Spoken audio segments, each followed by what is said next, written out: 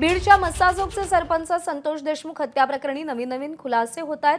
आता संतोष देशमुखांशी संबंध जोडण्यात आलेल्या महिलेची कळंबमध्ये हत्या करण्यात आली आहे असा आरोप होतोय आणि या प्रकरणी 2 जणांना पोलिसांनी ताब्यात घेतलंय। महिला हत्या प्रकरणातील मुख्य आरोपी रामेश्वर भोसलेला एलसीबीने ताब्यात घेतलाय।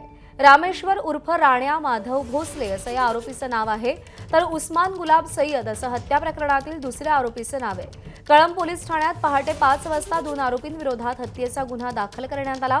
दरम्यान दोन्ही आरोपींना वैद्यकीय तपासणीसाठी कळंब उपजिल्हा रुग्णालयात नेण्यात आले। आरोपींची वैद्यकीय तपासणी केल्यानंतर एलसीबीचं पथक त्यांना स्थानिक पोलिसांच्या ताब्यात देणार आहे।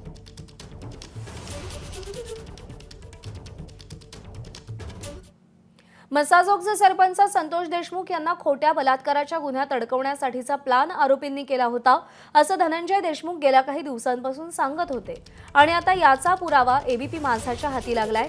देशमुखांना खोट्या बलात्काराच्या गुन्ह्यात अडकवण्याचा प्लान आरोपींनी आखला होता अशी गोपनीय साक्षीदारानं साक्ष दिली आहे। ज्या बैठकीत हा प्लान आखण्यात आला होता त्या बैठकीला हा गोपनीय साक्षीदार उपस्थित होता।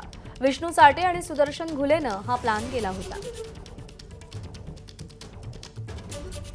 दरम्यान संतोष देशमुखांना अडकवण्याचा कट नेमका कसा शिजला त्यावर ग्राफिक्सच्या माध्यमातून एक नजर टाकूया। बीडच्या नांदूर फाट्यावरील हॉटेलमध्ये जेवणाची पार्टी झाली। विष्णू चाटेच्या वाढदिवसानिमित्तानं पार्टीचं आयोजन करण्यात आलं होतं। जेवताना विष्णू चाटे सुदर्शन घुलेला 6 डिसेंबरच्या वादावरून टोचून बोलला। वॉचमनला का मारलं, आम्ही गमवायचं आणि तुम्ही गमवायचं असं चाटे घुलेला म्हणाला। आपलं जीवन देखील कुत्र्यासारखं झालंय असंही चाटे म्हणाला। तू तुझी इज्जत घालवलीसच पण आमची देखील इज्जत घालवलीस असं चाटे घुलेला म्हणाला। आम्ही सरपंचाला उद्या उचलतो, त्याच्यावर 376 गुन्हा नोंदवतो असं घुलेनं चाटेला सांगितलं। घुलेच्या उत्तरावर विष्णू चाटेनं तुला काय करायचं ते कर, नाहीतर गावाकडे जा, केजला येऊ नको असं सुनावलं।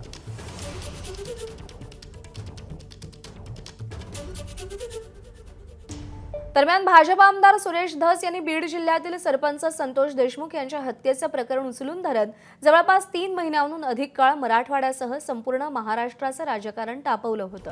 पण तेच सुरेश धस त्यांचा कार्यकर्ता सतीश भोसले उर्फ खोक्यामुळे चांगलेच बॅकफूटवर गेले होते आणि याचवरून सुरेश धसांनी आता पुन्हा एकदा बाजी पलटवताना खळबळजनक दावा केलाय। खोक्या प्रकरणात विलन ठरवून आपल्या हत्येचा कट रचण्यात आला होता असा दावा सुरेश धस यांनी एका मराठी वृत्तपत्राला दिलेल्या मुलाखतीत केलाय।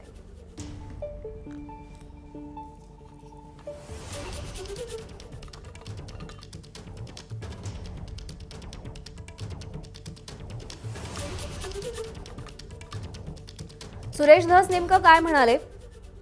आपल्या मतदारसंघात येऊन एकानं स्टेटमेंट करायचं, दुसऱ्यानं विमानाची तिकीटं फाडून बिश्नोई समाजाची 4-2 माणसं मुंबईत आणायची। बिश्नोई समाजात मला विलन ठरवायचं। तो लॉरेन्स बिश्नोई, त्याच्या समाजात हरणाला मंदिराचा दर्जा आहे। तिथपर्यंत असं नेऊन ठेवायचं की सुरेश धस हरणाचं मांस खातो।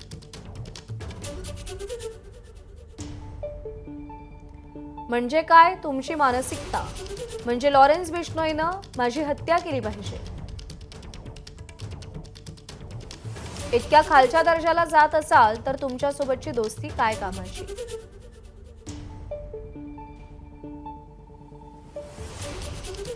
दरम्यान या संदर्भात भाजप आमदार सुरेश धस यांनी माझाला फोनवरून काय प्रतिक्रिया दिली आहे तीही आपण पाहूया।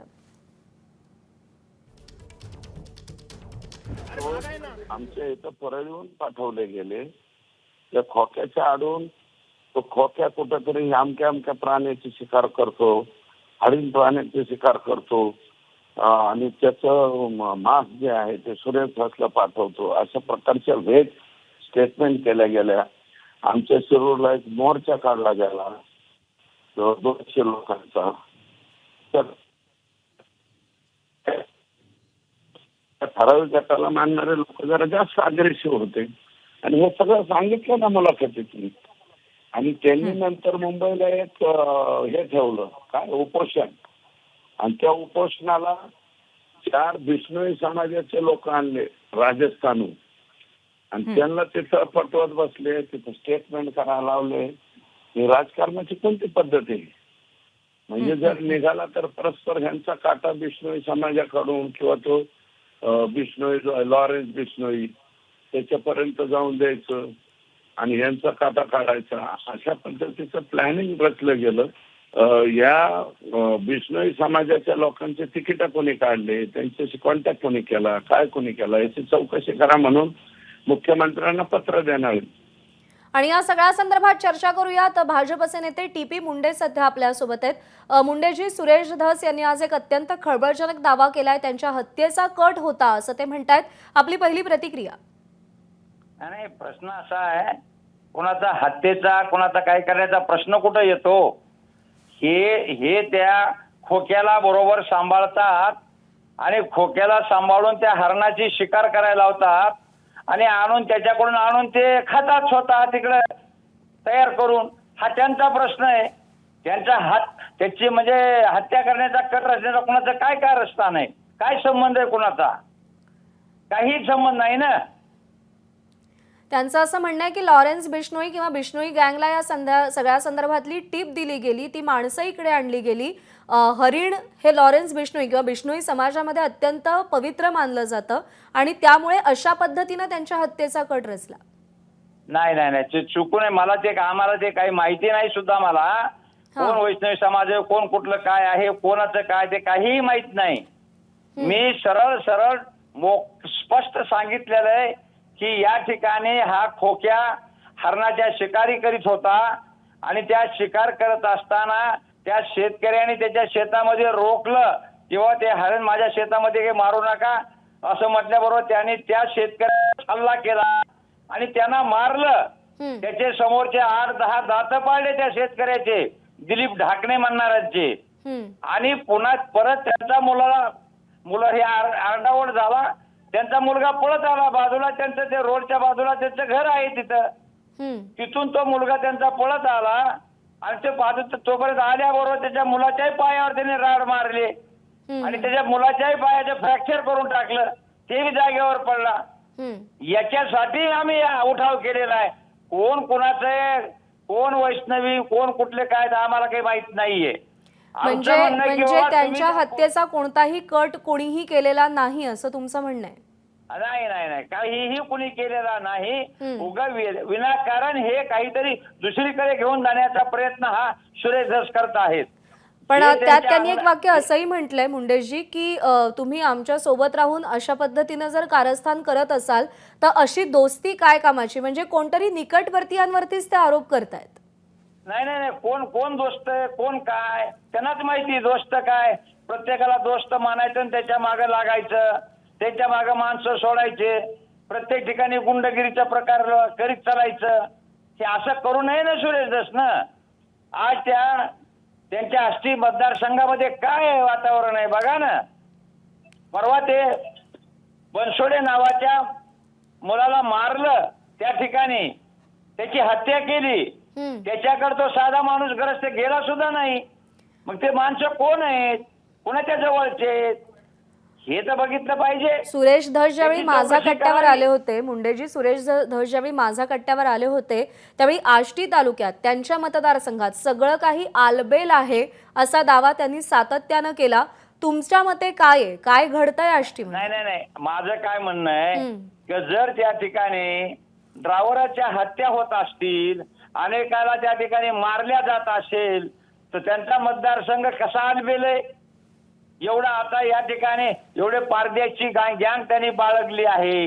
त्या ठिकाणी तो खोक्या नावाचा त्याची ती टीम आहे, त्यांनी मान्य केलंय ना हा खोक्या माझा कार्यकर्ता आहे म्हणून.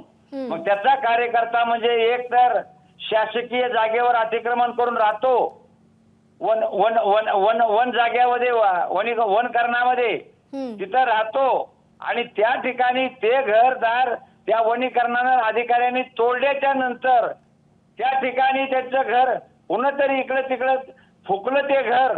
आता फुकाय लावणं म्हणजे मी मागं सांगितलं माझ्या मुलाखतीमध्ये, हाच सोंगाडी आहे त्याच्यामध्ये सगळ्या गोष्टीत. नाही, पण प्रकार मुंडेजी करायला असं लावायचं. आहे की पुन्हा नंतर त्या ठिकाणी जायचं. सुरेश धस आतापर्यंत जो काही दावा करतात म्हणजे याआधी प्रत्येक वेळी त्यांच्याकडे काही ना काहीतरी ठोस पुरावे असतात. आता त्यांनी जो दावा केलाय त्याचेही काही पुरावे त्यांच्याकडे असू शकतात ना? कसल्याही प्रकारचे पुरावे नाहीयेत, कसल्याही प्रकारचे. आणि मग मला सांगा ना, कोण वैष्णवी, कोण त्या हरणाचे ते देव मानतात का, आपला काही संबंध नाही, आम्हाला काही माहितीही नाही, बरं, काही देणं घेणं बी नाही त्याच्याशी आपल्याला. ठीक आहे. हा. मुंडेजी, आभार आपले. आपण सविस्तर प्रतिक्रिया दिलीत एबीपी माझाला त्यासाठी. एबीपी माझा, उघडा डोळे बघा नीट.